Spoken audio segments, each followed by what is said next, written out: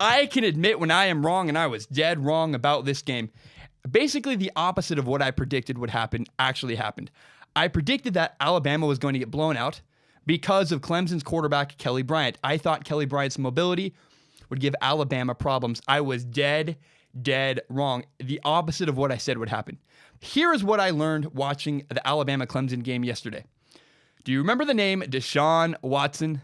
Yeah, you better remember the name Deshaun Watson because Deshaun Watson's a fantastic quarterback. He should have been the Rookie of the Year this year. He plays for the Houston Texans.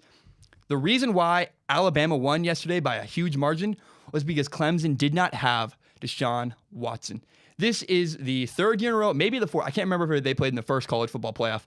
This is at least the third year in a row Clemson and Alabama have played each other in a row. And man, Alabama dominated yesterday.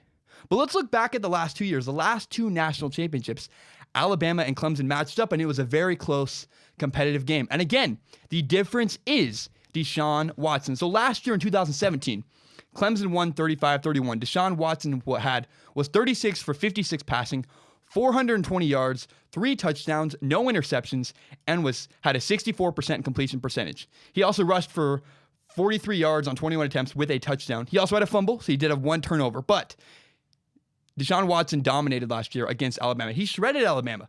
And that is why Clemson won last year. And then 2 years ago in the national championship, Deshaun Watson was 30 for 47, 4 touchdowns, 1 interception, 405 yards passing, a 64% completion percentage, and 73 yards rushing. Look, Deshaun Watson dominated Alabama's defense. He tore them up. He ripped them to shreds.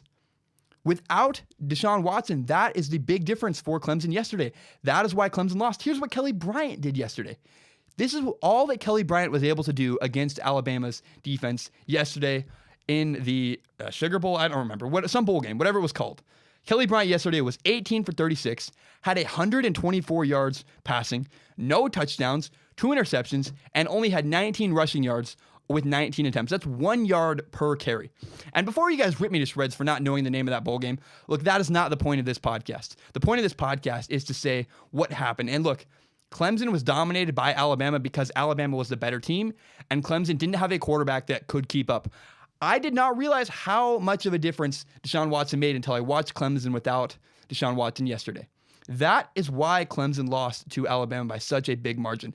Their quarterback could not keep them in the game. I love Kelly Bryant. I supported him. I thought he was going to play better. He did not. I said on Friday, Kelly Bryant was the key to the game between Clemson and Alabama, and Kelly Bryant did not deliver and did not perform. Clemson sorely missed their old quarterback, Deshaun Watson, yesterday, and that is why Clemson was dominated by Alabama.